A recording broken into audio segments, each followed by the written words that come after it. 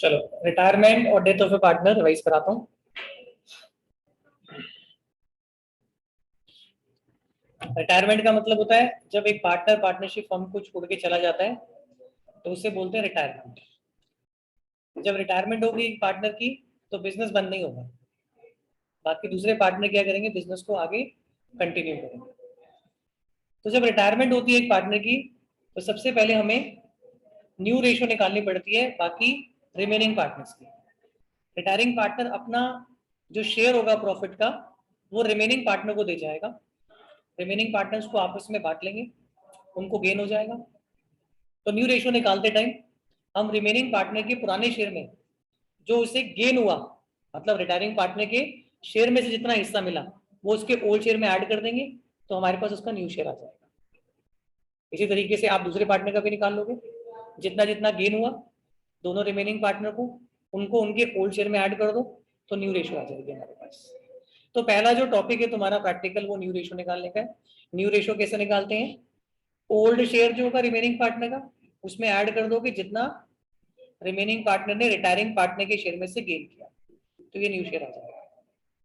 इसके बाद फिर आता है गेनिंग रेशो। गेनिंग रेशो कैसे निकालते हैं, गेनिंग रेशो डिफरेंस होता है न्यू रेशो का और ओल्ड रेशो का। रिटायरमेंट से पहले जो रेशो थी पार्टनर की वो लोगे, रिटायरमेंट के बाद की रेशो लोगे, और रिटायरमेंट के बाद वाली जो रेशो वो न्यू रेशो है, उस न्यू रेशो में से माइनस कर दोगे ओल्ड रेशो,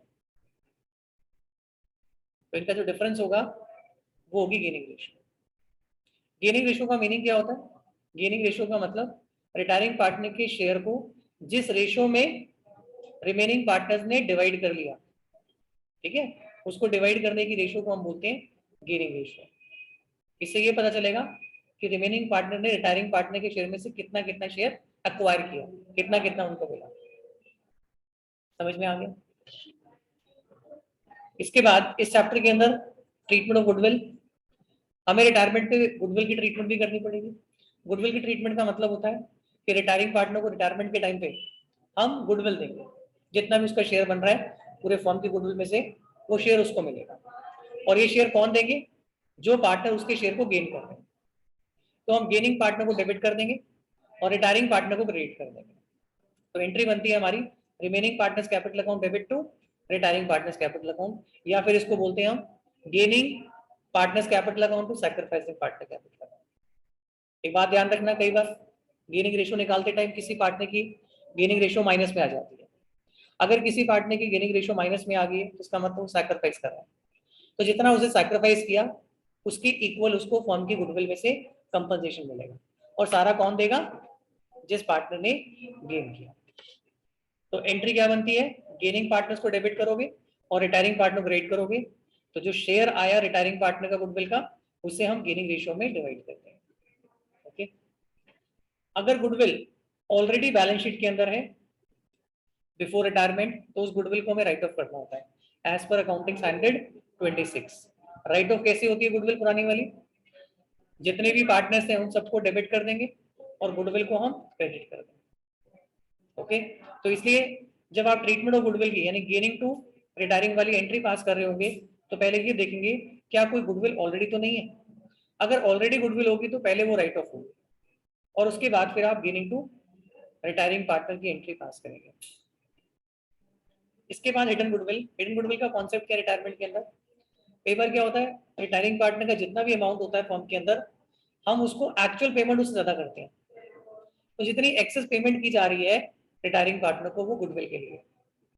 जैसे रिटायरिंग पार्टनर का जो टोटल अमाउंट ड्यू है वो 1,50,000 है, सब कुछ ऐड करने के बाद, जो भी इसकी कैपिटल थी, रिजर्व, ठीक है, उसके बाद general reserve, revaluation, profit loss, सब एडजस्ट करने के बाद उसका अमाउंट ड्यू आया 1,50,000, बट एक्चुअल में फर्म उसको पेमेंट कर रही है 1,80,000 रुपए की। तो भाई 1,50,000 रुपए ड्यू है और पेमेंट कर रहे हो 1,80,000, तो जो 30,000 एक्स्ट्रा दे रहे हो वो किसके लिए है, तो ये 30,000 का जो एक्सेस अमाउंट पे हो रहा है, this amount is paid for goodwill. तो ये रिटायरिंग पार्टनर का शेयर गुडविल का, तो इस शेयर को कौन देंगे, बाकी अदर रिमेनिंग पार्टनर देंगे। कैसे देंगे, गेनिंग रेशियो में। तो आप जो पेमेंट हुई है उसमें से अमाउंट ड्यू माइनस कर देना, तो आपके पास गुडविल का शेयर आ जाएगा रिटायरिंग पार्टनर का, उसे गेनिंग रेशियो में डिवाइड कर देना, ठीक है। तो ये पता चल जाएगा कौन कितनी गुडविल दे रहा है। तो गेनिंग को डेबिट कर देंगे, रिटायरिंग को क्रेडिट कर देंगे। समझ में आ गया सबको। इसके बाद रिटायरमेंट के टाइम पे सारे एसेट लाइबिलिटी को दोबारा से रीवैल्यू किया जाता है। इसके लिए बनाते हैं हम रिवैल्यूएशन अकाउंट। रिवैल्यूएशन अकाउंट में डेबिट साइड पे हम सारे लॉसेस दिखाते हैं, क्रेडिट साइड पे सारे गेन्स को शो करते हैं जो एसेट लाइबिलिटी के अंदर होंगे। लॉस कैसे होता है? अगर एसेट की वैल्यू डिक्रीज कर रही है या फिर लाइबिलिटी की वैल्यू इंक्रीज कर रही है, अगर कोई अनरिकॉर्डेड लाइबिलिटी को रिकॉर्ड किया जा रहा है, तो ये सारे केसेस हैं जिससे लॉस होगा, तो इनको डेबिट साइड पे दिखाते हैं रिवैल्यूएशन अकाउंट में। गेन कैसे होगा, प्रॉफिट कैसे होगा? अगर एसेट की वैल्यू इंक्रीज कर रही है या लाइबिलिटी की वैल्यू डिक्रीज कर रही है, अगर कोई अनरिक्वायर्ड एसेट रिकॉर्ड किया जा रहा है, तो ये सारे गेन के केसेस हैं, ठीक है। गेन आ जाएंगे क्रेडिट साइड पे, लॉसेस आ जाएंगे डेबिट साइड पे। आप डिफरेंस लोगे इस अकाउंट का, अगर क्रेडिट वाली साइड ज्यादा होगी डेबिट से, तो जो डिफरेंस होगा वो गेन होगा। इसको हम क्या करेंगे, पार्टनर में डिवाइड कर देंगे इन देयर ओल्ड रेशियो, ठीक है। जैसे 3 पार्टनर ए बी सी, तीनों में डिवाइड हो जाएगा। तो रिटायरिंग पार्टनर को भी इस रिवैल्यूएशन के प्रॉफिट में से शेयर मिलेगा। अगर लॉस होगा तो लॉस भी हम क्या करेंगे, तीनों में डिवाइड कर देंगे। यहाँ पे लिखा हो रहा है कैपिटल अकाउंट और करंट अकाउंट, बार बार ऊपर की एंट्री में आ रहा था। ये कैपिटल करंट अकाउंट का चक्कर क्या है, अगर कैपिटल फ्लक्चुएटिंग होती है तो कैपिटल लिखते हैं, कैपिटल फिक्स होती है तो करंट अकाउंट लिखते हैं, ओके। हाँ, दोनों में से कुछ एक ही आएगा, रिवैल्यूएशन गेन आएगा या फिर लॉस आएगा। सबको समझ में आ गया? अच्छा, इसके बाद रिटायरमेंट से पहले फर्म के पास जितने भी पुराने रिजर्व्स होते हैं, उन रिजर्व को भी सारे पार्टनर्स में डिवाइड कर दिया जाता है इन देयर ओल्ड रेशियो। यानी पुराने रिजर्व में रिटायरिंग पार्टनर का भी शेयर है जो उसको मिलेगा at the time of retirement. तो जितने भी रिजर्व पुराने होंगे वो सारे पार्टनर के लिए डिवाइड हो जाएंगे। एंट्री क्या बनाएंगे, रिजर्व को हम क्या करेंगे, रिजर्व को डेबिट कर देंगे और ऑल पार्टनर्स को कैपिटल अकाउंट या फिर करंट अकाउंट।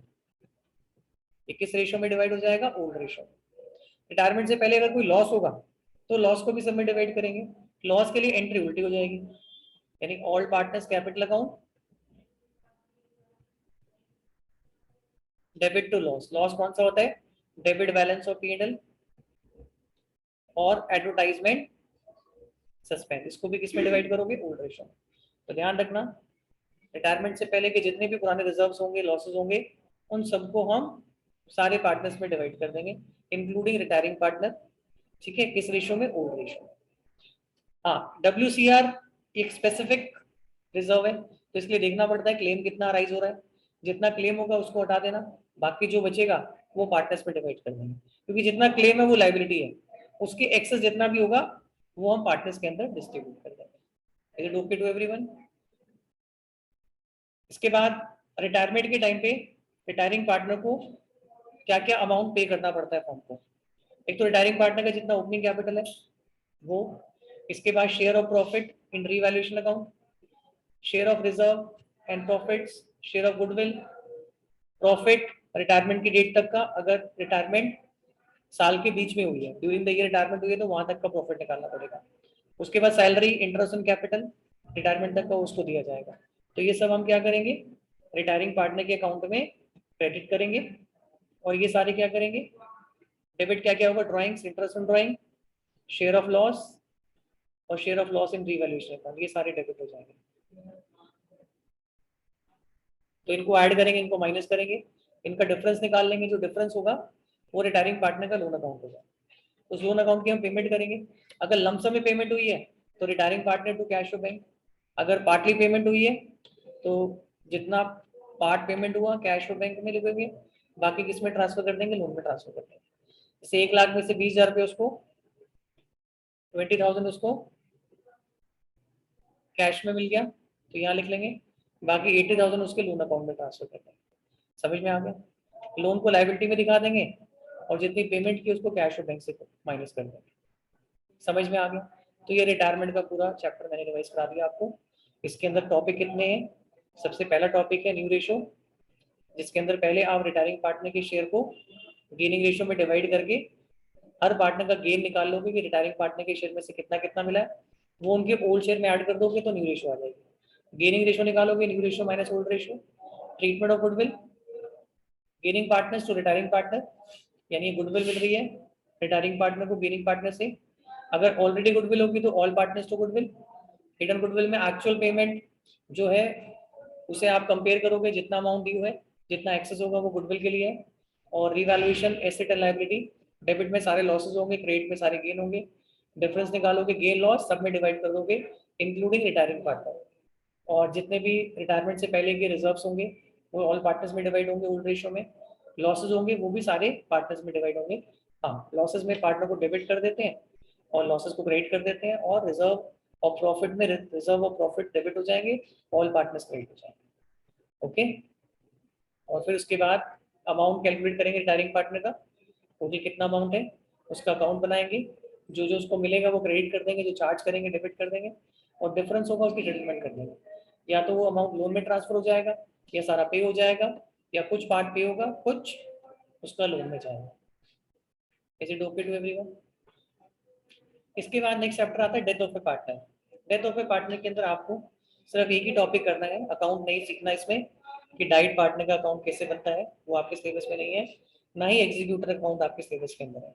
आपको सिर्फ डाइट पार्टनर का शेयर निकालना सीखना है कि जिस ईयर में डेथ हुई है डाइट पार्टनर की, उसका शेयर ऑफ प्रॉफिट कैसे निकाला जाएगा। तो दो केस होते हैं इसके अंदर, या तो टाइम बेसिस पे मिलेगा या टर्नओवर बेसिस पे मिलेगा। टाइम बेसिस का मतलब या तो लास्ट ईयर के प्रॉफिट में से उसको शेयर देंगे हम, या फिर एवरेज प्रॉफिट में से उसको शेयर देंगे, जैसे भी होगा क्वेश्चन में गिवन होगा। तो जितना प्रॉफिट है हमारे पास लास्ट ईयर का, उसमें से रिटायरिंग पार्टनर का शेयर निकालेंगे डेथ की डेट तक।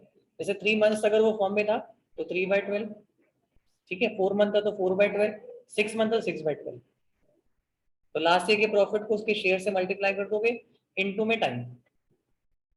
अगर एवरेज से निकालने के लिए बोला हुआ है तो पहले आपको प्रॉफिट का एवरेज निकालना पड़ेगा। जैसे 2-3 साल के प्रॉफिट दिए हुए आपको, उसका पहले आप एवरेज निकालोगे, सारे प्रॉफिट ऐड करोगे, ठीक है, जितने ईयर है उससे डिवाइड करोगे, एवरेज प्रॉफिट आ जाएगा आपके पास, और उसमें से डाइट पार्टनर का शेयर कैलकुलेट होगा, मल्टीप्लाई करोगे उसके शेयर से इनटू में टाइम। ओके, तो ये तरीका है डाइट पार्टनर का शेयर ऑफ प्रॉफिट निकालने का, जब टाइम बेसिस से उसको शेयर दिया जाता है। इसकी आपको एंट्री पास करनी होती है। एंट्री बनती है P&L suspense account to diet partner capital account, ठीक है। ये एंट्री तब होती है जब न्यू रेशियो रिमेनिंग पार्टनर्स की चेंज नहीं हो रही है। अगर न्यू रेशियो चेंज हो रही है dieting partner diet sorry remaining partner की, अगर न्यू रेशियो रिमेनिंग पार्टनर की चेंज हो रही है तो उस केस में entry P&L suspense to diet partner नहीं करते, फिर हम एंट्री करते हैं gaining partners to sacrificing. Sacrificing कौन है? डाइट पार्टनर, ठीक है। ध्यान रख लेना पेपर के अंदर कि अगर आपको दिया हुआ है डेथ के बाद रेशियो चेंज हो रही है तो शेयर ऑफ प्रॉफिट के लिए आप एंट्री पास करेंगे गेनिंग टू डाइट पार्टनर, ठीक है। और अगर रेशियो चेंज नहीं हो रही है तो P&L suspense to diet partner. और अगर लॉस हो रहा है तो लॉस के केस में एंट्री उल्टी हो जाएगी, डाइट पार्टनर को डेबिट कर देंगे और लॉस को सॉरी डाइट पार्टनर को डेबिट कर देंगे और P&L सस्पेंस को क्रेडिट कर देंगे, तो फिर एंट्री उल्टी हो जाएगी। नहीं नहीं नहीं, P&L सस्पेंस नहीं होगा, नहीं नहीं। अगर रेशियो बदल रही है, लॉस है, तो फिर आप सैक्रिफाइसिंग यानी कि डाइट पार्टनर को डेबिट कर देंगे और गेनिंग पार्टनर को हम क्रेडिट कर देंगे, लॉस में उल्टा हो जाएगा। ओके, समझ में आ गया? तो प्रीवियस ईयर लास्ट ईयर का प्रॉफिट या एवरेज प्रॉफिट आप एवरेज तो निकालना पड़ेगा, या दिया होगा प्रीवियस ईयर का प्रॉफिट दिया होगा, उसको मल्टीप्लाई किससे कर देंगे? इनटू में डाइट पार्टनर का जो शेयर होगा, ठीक है, उससे मल्टीप्लाई कर देंगे, और इनटू में जितने टाइम के लिए भी वो फॉर्म में था वो कैसे निकालोगे? लास्ट बैलेंस शीट को देखोगे और जिस डेट पे डेथ हुई है वो देखोगे, उनका जो गैप होगा टाइम पीरियड का, उतने टाइम का डाइट पार्टनर को शेयर मिलेगा। ओके, समझ में आ गया सबको? अच्छा, अगर डाइट पार्टनर फर्म के अंदर नंबर ऑफ डेज में है, मतलब उसकी जो कैलकुलेशन आ रही है जितना टाइम वो फर्म में था वो कंप्लीट मंथ में नहीं है, डेज में है, तो डेज के केस में आप क्या करेंगे? जितने नंबर डेज होंगे उसको डिवाइड किससे करेंगे? 365 से। जैसे वो 73 डेज के लिए फर्म में था तो 73 divide by 365। Is it okay to everyone? अच्छा, इसके बाद सेल के बेसिस पे जब हम कैलकुलेट करेंगे डाइट पार्टनर का शेयर, तो पहले यहाँ हमें परसेंटेज निकालनी होती है कि पिछले साल जो हमने सेल की है उस सेल के ऊपर कितने परसेंट फर्म ने प्रॉफिट कमाया है। तो इस केस में फॉर्मूला क्या होता है आपको याद होगा, हमने किया था लास्ट ईयर प्रॉफिट अपॉन में लास्ट ईयर सेल इनटू में 100, ये परसेंटेज आ गया। ठीक है। अब इस परसेंटेज को आप मल्टीप्लाई किससे करते हो, इस परसेंटेज को मल्टीप्लाई करते हो इनटू में सेल्स अप टू डेट, यानी कि जितने टाइम तक डाइट पार्टनर फॉर्म में था उतने टाइम तक फॉर्म ने कितनी सेल की उससे आप मल्टीप्लाई कर दोगे। जैसे 30 जून को डेथ होगी पार्टनर की, तो अप्रैल से लेके जून तक की सेल आपको बताई होगी, आप उससे मल्टीप्लाई कर देंगे इसको, तो आपको ये पता चल जाएगा उन 3 महीने के अंदर जो सेल हुई है और पिछले साल का जो प्रॉफिट हमें हुआ था सेल पे, जो परसेंटेज निकल के आई है, राइट, उसके हिसाब से, यानी कि जितने टाइम वो फॉर्म में था उतने टाइम की सेल के ऊपर कितना प्रॉफिट हुआ, और उसको फिर मल्टीप्लाई कर देंगे किसके साथ में, उसके शेयर ऑफ प्रॉफिट के साथ में, तो आपके पास डाइट पार्टनर का शेयर मिलकर आ जाएगा। तो पहले स्टेप में आप परसेंटेज निकाल लो, दूसरे स्टेप में क्या करो, उस परसेंटेज को सेल जो डेथ की डेट तक की दी उससे मल्टीप्लाई कर दो, और उसके अगले स्टेप में क्या करो, इसको मल्टीप्लाई कर देना डाइट पार्टनर के शेयर से। टाइम नहीं लगाना इसके अंदर, टाइम नहीं लगाना, 3/12 6/12 नहीं लगेगा इसमें। क्यों नहीं लगेगा, क्योंकि सेल जो आपने ली है वो डेथ की डेट तक की ली है, तो जब परसेंटेज को मल्टीप्लाई करेंगे सेल अप टू डेट से, तो जो प्रॉफिट निकल के आएगा वो उसी टाइम पीरियड का होगा जिस टाइम पीरियड तक वो फॉर्म में था। हालांकि वो एक्चुअल नहीं होता, वो एस्टिमेटेड बेसिस पे होता है, क्योंकि जो परसेंटेज है ये आपकी एस्टिमेटेड है। कई बार ऐसा भी होता है कि प्रॉफिट की परसेंटेज में करंट में चेंज हो जाता है, कि आपने लास्ट ईयर की जो परसेंटेज निकाली ना, ठीक है, सेल के ऊपर प्रॉफिट की वो 10% है, वो कहता है इस बार जो परसेंटेज है ना वो 5% से इंक्रीज होगी, तो कितना हो जाएगा, 15% हो जाएगा। समझ में आया। कई बार वो सेल में आपको ग्रोथ बता देता है, आपको सेल नहीं देगा अप टू डेट, वही कहेगा लास्ट ईयर की जो सेल थी हमारी उसके अंदर इतने परसेंट, यानी कि 20% 25% ग्रोथ हो गया, तो फिर आप क्या करोगे, जो सेल पिछले साल की है उसके अंदर ग्रोथ ऐड कर देना, ठीक है, ग्रोथ ऐड करके फिर 15% से मल्टीप्लाई कर देना, इनटू में शेयर कर देना, राइट। तो ऐसे केस में हम टाइम फैक्टर को कंसीडर करेंगे। जैसे यहाँ पे मैंने टाइम आपको बोला कि नहीं लगाना, क्योंकि सेल आपको दी हुई अप टू डेट, लेकिन अगर आपको सेल अप टू डेट नहीं दी हुई और आपको ये कह रहा है कि पिछले साल की जो सेल हुई है उस सेल के अंदर इस साल इतने परसेंट से ग्रोथ हो रहा है, लाइक वो कह रहा है कि इस साल 20% से ग्रोथ हो रहा है, तो पिछले साल की सेल में क्या करेंगे, 20% की ग्रोथ आप ऐड कर देंगे, ठीक है, 20% की ग्रोथ ऐड कर देंगे। जैसे मैं एग्जांपल देता हूँ, लास्ट ईयर की सेल है सपोज करो 20 लाख रुपए, और इस बार उसने बोला है कि जो सेल में ग्रोथ हुआ है वो हुआ है 25%, तो ग्रोथ ऐड करने के बाद इस साल की सेल कितनी है हमारी एस्टिमेटेड, 20 लाख, इंटू में 25% ऐड करो, 1/4 करोगे तो 25 लाख हो जाएगा, तो ये 25 लाख की सेल इस साल होगी, ये एस्टिमेटेड है। प्रॉफिट कितना है, पिछले साल की परसेंटेज के हिसाब से 10%, 5% का इस बार इंक्रीज होगा, 15% हो गया, तो इसका मतलब इस साल जो प्रॉफिट होगा वो 25 लाख की सेल के ऊपर 15% होगा। अभी जो प्रॉफिट निकल के आया ना आपके पास, ये एनुअल प्रॉफिट आ गया।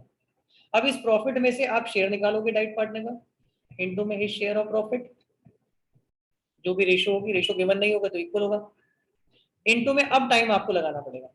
अब टाइम क्यों लगाओगे, क्योंकि ग्रोथ ऐड करके जो 25 लाख की सेल आई है, अब ये पर एनम पूरे साल की सेल है, तो अब आपको टाइम फैक्टर कंसीडर करना पड़ेगा। यहाँ पे जब हमने मल्टीप्लाई किया था सेल अप टू डेट, तो ये उसी टाइम की सेल है जिस टाइम तक वो फॉर्म में था, तो जब आपने उससे मल्टीप्लाई कर दिया इस परसेंटेज को, तो आपके पास जो प्रॉफिट आ गया उतने टाइम तक का आ गया, तो जब वहां तक का प्रॉफिट हो दोबारा आपको टाइम कंसीडर नहीं करना। ओके, यहाँ पे पूरे साल का आया हमारे पास प्रॉफिट एस्टिमेट बेसिस पे, तो हमें टाइम लगाना पड़ेगा कि जितने टाइम तक वो था उतने टाइम में कितना कितना शेयर उसको मिलेगा, ठीक है, उतने टाइम तक का। एंट्री देख लो बेटा, एंट्री प्रॉफिट के केस में क्या होगी, P and suspense to disease partner capital account, disease का मतलब जिस पार्टनर की डेथ हो गई है। लॉस के केस में एंट्री उल्टी हो जाएगी, disease partner capital account to P and suspense. Okay, जैसे उसने बोला कि भाई पिछले साल के प्रॉफिट में से हम उसको शेयर देंगे, लेकिन पिछले साल प्रॉफिट ही नहीं, पिछले साल लॉस है, तो फिर लॉस में से शेयर मिलेगा उसको, तो लॉस में एंट्री उल्टी हो जाएगी।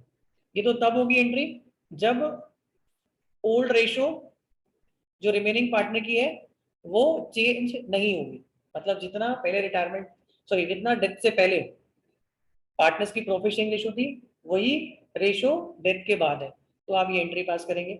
लेकिन अगर रेशो चेंज हो गई है आफ्टर डेथ, अगर रेशो बदल गई है, न्यू रेशो ओल्ड पार्टनर्स की, तो उस केस में आप एंट्री करेंगे, प्रॉफिट होगा तो gaining to disease partner capital account, gaining ratio में डिवाइड करेंगे हम डाइट पार्टनर का शेयर, और अगर लॉस होगा जो आप पूछ रहे थे, disease partner capital account to gaining partners capital account, entry उल्टी हो जाएगी।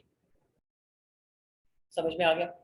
इसके बाद नेक्स्ट चैप्टर आता है dissolution of partnership fund. Okay, तो डिसोल्यूशन ऑफ पार्टनरशिप फर्म का मतलब होता है कि भाई अब फर्म यहाँ पे बंद हो रही है, बिजनेस आगे कंटिन्यू नहीं होगा। जितने भी पार्टनर थे उन सारे पार्टनर डिसाइड किया कि हम अपने बिजनेस को बंद कर रहे हैं, आगे इसको कंटिन्यू नहीं करेंगे। डिसोल्यूशन दो तरीके के होते हैं, एक होता है फर्म का डिसोल्यूशन और एक होता है पार्टनरशिप का डिसोल्यूशन। जब पार्टनरशिप का डिसोल्यूशन होता है तो बिजनेस बंद नहीं होता, बिजनेस कंटिन्यू रहेगा। जैसे एडमिशन हो गया, रिटायरमेंट होगी, डेथ होगी, बिजनेस तो आगे जो पार्टनर है वो करते ही है ना। लेकिन जब डिसॉल्व होती है फर्म तो उसमें बिजनेस जो होता है वो पूरी तरीके से बंद हो जाता है, आगे उससे पार्टनर कंटिन्यू नहीं करते। ओके, तो चैप्टर है डिसोल्यूशन ऑफ पार्टनरशिप फर्म। इस चैप्टर के अंदर आपको काउंटिंग सिखाई गई है कि अगर एक फर्म डिसॉल्व हो जाती है, बिजनेस बंद हो जाता है, तो वो अपने बुक्स ऑफ अकाउंट को कैसे बनाए। किसी भी फर्म को बंद करने का तरीका क्या होता है, या तो पार्टनर म्यूचुअली एग्री होके फर्म को बंद कर सकते हैं, सबने मिलजुल के एग्री कर लिया कि भाई हम इस बिजनेस को आगे कंटिन्यू नहीं करेंगे, हम बंद करेंगे, तो वो कर सकते हैं। कंपलसरी डिसोल्यूशन, कुछ केस ऐसे होते हैं जैसे कोई पार्टनर इंसॉल्वेंट हो गया, तो उस केस के अंदर फर्म जो है कंपलसरी हमें डिसॉल्व करनी पड़ती है। इसके बाद डिसोल्यूशन बाय नोटिस, इसका मतलब कोई पार्टनर दूसरे पार्टनर को नोटिस देगा, अपनी इंटेंशन बताएगा कि वो फर्म को बंद करना चाहता है, तो उसके नोटिस से भी फर्म बंद हो जाती है। On the happening of an event, तो अगर कोई इवेंट हो गया, जैसे पार्टनरशिप फर्म जब स्टार्ट हुई थी तो उनके कुछ ऑब्जेक्टिव थे, वो ऑब्जेक्टिव कंप्लीट हो गए, ठीक है, उन्होंने कोई टाइम पीरियड रखा हुआ था, ड्यूरेशन रखी हुई थी, वो ड्यूरेशन कंप्लीट हो गई। हाँ, तो उस केस में अगर ये इवेंट होते हैं तो फर्म को बंद किया जा सकता है। डिसोल्यूशन बाय कोर्ट, कोर्ट के ऑर्डर से हो सकती है। कोर्ट का ऑर्डर का मतलब अगर फर्म को लॉस हो रहा है, प्रॉफिट ही नहीं हो रहा, तो कोर्ट ऑर्डर दे देता है। अगर कोई पार्टनर अनसाउंड माइंड हो गया तो उस केस में भी फर्म का कोर्ट से ऑर्डर आ जाएगा फर्म को बंद करने का। या फिर क्या हुआ, कोई पार्टनर ने एग्रीमेंट जो बनाए थे उसको ब्रीच कर दिया, तो उस केस में ब्रीच करने का मतलब नहीं मान रहा जो एग्रीमेंट है, तोड़ दिए अगर एग्रीमेंट किसी पार्टनर ने, तो उस केस में भी कोर्ट का ऑर्डर आ जाएगा। तो ये मोड्स हैं जिससे कोई फर्म डिसॉल्व हो जाती है।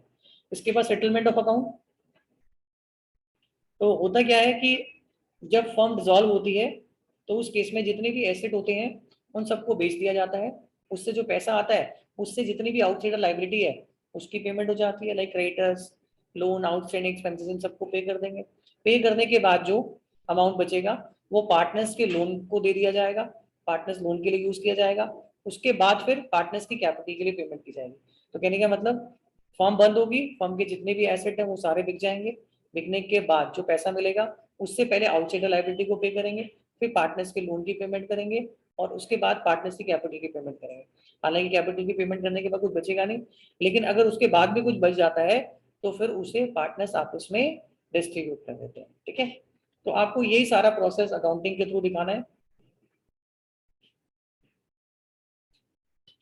तो ये एप्लीकेशन ऑफ एसेट, कि अगर कोई फर्म डिसॉल्व होती है तो सबसे पहले जो एसेट से बेच के पैसा आएगा उसको पहले हम क्या करेंगे, फर्म के डेट यानी कि जो आउटसाइडर लाइबिलिटी है उसके लिए पेमेंट के लिए यूज करेंगे, उसके बाद पार्टनर्स के लोन की पेमेंट के लिए यूज करेंगे, फिर कैपिटल के लिए यूज करेंगे, और उसके बाद लास्ट में अगर कुछ सरप्लस बचा तो वो पार्टनर्स उसको प्रॉफिट शेयरिंग रेशियो में डिवाइड कर लेंगे।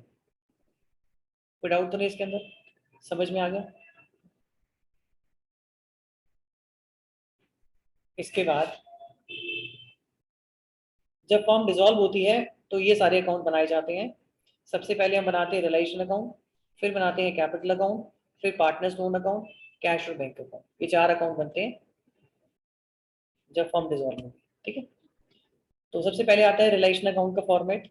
इस अकाउंट का ऑब्जेक्टिव क्या है, ये जो अकाउंट है ये नॉमिनल नेचर का अकाउंट है। इस अकाउंट के अंदर हम गेन और लॉस निकालेंगे जो एसेट को बेचने से और लाइबिलिटी को पे करने से हुआ, क्योंकि एसेट जो हमारी बुक में है बैलेंस शीट में उस वैल्यू से कई बार ज्यादा के बिकते हैं मार्केट में तो गेन हो गया, कई बार कम के बिकते हैं तो लॉस हो गया, कई बार जो लाइबिलिटी हमारी बुक्स में उससे ज्यादा पेमेंट करनी पड़ती है हमें या कम पेमेंट करनी पड़ती है, तो इससे गेन और लॉस अराइज होगा। तो इस गेन लॉस को निकालने के लिए रिलेशन अकाउंट बनेगा। तो पहला स्टेप क्या होता है इस अकाउंट का, सबसे पहले बैलेंस शीट से हम सारे के सारे एसेट रिकॉर्ड करेंगे डेबिट साइड पे। ठीक है, बट ध्यान रखना सारे एसेट आएंगे, कौन कौन से नहीं आएंगे, कैश और बैंक नहीं आएगा, कोई फिक्टिशियस एसेट है या कोई एक्यूमुलेटेड लॉस है या पार्टनर्स का कैपिटल अकाउंट या करंट अकाउंट का बैलेंस है या कोई पार्टनर का लोन है, तो ये चीजें नहीं आती है रिलेशन अकाउंट के अंदर। इनको छोड़ के बाकी जितने भी होंगे वो सारे आ जाएंगे। क्या क्या नहीं आएगा? कैश बैंक नहीं आएगा, फिक्टिशियस एसेट नहीं आएंगे, एक्यूमुलेटेड लॉसेस नहीं आएंगे, debit balance of capital account और लोन अकाउंट टू पार्टनर, तो इनको नहीं लिखना आपने। क्रेडिट साइड पे क्या आएगा? सारी लाइबिलिटीज आ जाएंगी आउटसाइडर्स, किसको छोड़ के? पार्टनर्स कैपिटल को, पार्टनर्स के लोन को छोड़ के, और जितने रिजर्व और प्रॉफिट्स उनको छोड़ के। इन सबको आप रिकॉर्ड करेंगे बुक वैल्यू पे, इन सबको रिकॉर्ड करेंगे बुक वैल्यू पे। ओके, इसके बाद जितने एसेट के ऊपर प्रोविजन बनाए गए हैं, like provision for doubtful debt, ठीक है, depreciation reserve, investment fluctuation reserve, तो एसेट के ऊपर जितने भी रिजर्व बनाए गए हैं उन रिजर्व को हम क्रेडिट साइड पे शो करेंगे, और जो एसेट है उसको हम ग्रॉस फिगर पे दिखाएंगे यहाँ पे, और उसके प्रोविजन को क्रेडिट साइड पे दिखाएंगे। इसके बाद जो एसेट सेल होंगे उन सबको क्रेडिट साइड पे दिखाया जाएगा, बाय बैंक या कैश लिखेंगे, जितना अमाउंट भी एसेट को बेचने से रिलाइज हुआ। ओके, तो जितने भी एसेट है वो सारे बिक जाएंगे, चाहे वो रिकॉर्डेड हो या अनरिकॉर्डेड हो, उन सबकी जो रिलेशन है वो क्रेडिट साइड पे दिखाएंगे कैश और बैंक से। कई बार क्या होता है कि एसेट को पार्टनर लेके चला जाता है, अगर पार्टनर टेक ओवर किया तो हम पार्टनर्स के कैपिटल अकाउंट से लिखेंगे, ठीक है, यहाँ पे एक रेट हो जाएगा और इसके कैपिटल अकाउंट में डेबिट हो जाएगा, ठीक है। एसेट टेकन ओवर पार्टनर, चाहे वो रिकॉर्डेड हो या अनरिकॉर्डेड हो, जितनी भी पेमेंट होगी, पेमेंट जो होगी वो डेबिट साइड पे होगी, तो कैश और बैंक लिखेंगे। अमाउंट पे for discharging liability, creditors, bank loan, outstanding expenses, right, partners wife loan, partner sister loan, brother loan. ध्यान रखना पार्टनर के रिलेटिव्स के जितने भी लोन होंगे वो भी एक आउटसाइडर लायबिलिटी है, उसको भी रिलेशन अकाउंट में रिकॉर्ड किया जाएगा पहले क्रेडिट साइड पे बुक वैल्यू पे, और उसके बाद उसकी पेमेंट होगी, ठीक है। तो फॉर्म ने जो लायबिलिटी पेमेंट की उसको लिखेंगे, फिर उसके बाद एक्सपेंसेस जो हुए रिलेशन में वो भी डेबिट साइड पे आएंगे। कई बार लायबिलिटी की पेमेंट पार्टनर कर देता है तो हम पार्टनर्स के कैपिटल अकाउंट को लिखेंगे, पार्टनर्स कई बार एक्सपेंसेस की पेमेंट भी कर देता है तो उस केस में भी हम पार्टनर्स कैपिटल अकाउंट लिखेंगे। अकाउंट को क्लोज करेंगे, अगर क्रेडिट से ज़्यादा है तो गेन आ जाएगा रिलेशन अकाउंट में और ये कैपिटल में डिवाइड हो जाएगा, ठीक है। अगर कैपिटल फिक्स है तो करंट अकाउंट में, और लॉस होगा तो लॉस को भी हम क्या करेंगे? पार्टनर्स में डिवाइड करेंगे, ठीक है। तो इस अकाउंट में आपने क्या किया? पहले स्टेप में एसेट रिकॉर्ड किए बुक वैल्यू पे, और जो नहीं लिखने वो मैंने आपको बता दिए, इनको छोड़ देंगे। दूसरे स्टेप में आपने सारी लाइबिलिटी लिख दी, ये वाली लाइबिलिटी छोड़ के, मतलब बैलेंस शीट की लाइबिलिटी साइड पे ये जो मैंने काटी है ना, ये दी होगी तो ये नहीं आएगी, इसको छोड़ के सारी आ जाएगी, ठीक है। इसके बाद एसेट रिलाइज करेंगे, थर्ड स्टेप में एसेट रिलाइज होंगे। अब एसेट रिलाइज जब करेंगे तो या तो कैश में बिक जाएंगे, या फर्म बेचेगी इसको या पार्टनर लेके जाएगा। फर्म बेचेगी तो कैश फ्लो बैंक, पार्टनर लेके जाएगा तो पार्टनर्स कैपिटल अकाउंट, तो सेल हो जाएगी एसेट की। इसके बाद लाइबिलिटी की पेमेंट कर देंगे, फिर उसके बाद एक्सपेंसेस की पेमेंट कर देंगे, अकाउंट को क्लोज कर देंगे, क्लोज करके गेन और लॉस हो जाएगा और ये पार्टनर्स में डिवाइड हो जाएगा। एक बात ध्यान रखना, अगर आउटसाइडर लाइबिलिटी के बारे में कोई इन्फॉर्मेशन नहीं है तो उसको फुली पे करना है एट बुक वैल्यू। एसेट के बारे में अगर कोई इन्फॉर्मेशन नहीं है तो ये माना जाएगा कि वो एसेट रिलाइज ही नहीं हुआ, तो उसकी वैल्यू नील ले लेंगे हम। समझ में आ गया? इसके बाद नेक्स्ट बनाएंगे हम कैपिटल अकाउंट, पार्टनर्स के कैपिटल अकाउंट, जैसे दो पार्टनर है तो सबसे पहले कैपिटल का बैलेंस लिखोगे, फिर रिजर्व्स, फिर प्रॉफिट एंड लॉस का बैलेंस, WCR। इसके बाद अगर किसी लाइबिलिटी की पेमेंट की है पार्टनर ने तो आपने उसको रिलेशन अकाउंट में डेबिट में लिखा है, लेकिन जब कैपिटल बनाएंगे तो क्रेडिट साइड पे लिखेंगे। जो गेन हुआ लॉस हुआ, सॉरी जो गेन हुआ रिलेशन अकाउंट के अंदर, तो गेन को आप कहाँ लिखेंगे? क्रेडिट साइड पे लिखेंगे। अगर लॉस हुआ है तो लॉस को डेबिट साइड पे लिखेंगे। इसके बाद कैपिटल का डेबिट बैलेंस कहाँ दिया होता है? एसेट साइड पे दिया होता है, वहां से कैपिटल बैलेंस लिख लोगे। इसके बाद डेबिट बैलेंस में कोई लॉस है तो उसको डेबिट साइड पे, कोई एडवर्टाइजमेंट एक्सपेंडिचर है या पार्टनर को एसेट टेक ओवर कर लिया, क्योंकि एसेट टेक ओवर करेगा तो पार्टनर कैपिटल डेबिट हो जाएगा, रिलेशन अकाउंट क्रेडिट हो जाएगा। बिल्कुल सेम ऐसे ही, जैसे लाइबिलिटी की पेमेंट पार्टनर की है तो रिलेशन अकाउंट डेबिट करोगे, पार्टनर्स कैपिटल अकाउंट क्रेडिट करोगे, बस। इसके बाद बंद कर देंगे इसको। अगर क्रेडिट से ज्यादा है अकाउंट की तो पेमेंट हो जाएगी पार्टनर को, और अगर डेबिट से ज्यादा है तो ये कैश हमें पार्टनर से लेना पड़ेगा। ये बन गया कैपिटल अकाउंट। समझ में आया? इसके बाद हम बनाएंगे, अच्छा, पार्टनर्स लोन को हमें अलग से बनाना पड़ता है, उसकी पेमेंट हम रिलेशन अकाउंट से नहीं करते, तो उसकी एंट्री बनती है partners loan to cash flow bank. लेकिन अगर सपोज करो कि पार्टनर्स का लोन का बैलेंस है 20,000 लेकिन उसको पेमेंट हो रही है 15,000 की, तो यहाँ पे गेन अराइज होगा कितने का? 5,000 का। तो ये गेन आप कहाँ लिखेंगे? रिलेशन अकाउंट में। ऐसा भी हो सकता है कि पार्टनर्स का लोन कम हो लेकिन पेमेंट ज़्यादा हो जाए, तो फिर इस केस में 5000 का लॉस होगा, वो रिलेशन अकाउंट में डेबिट कर देंगे।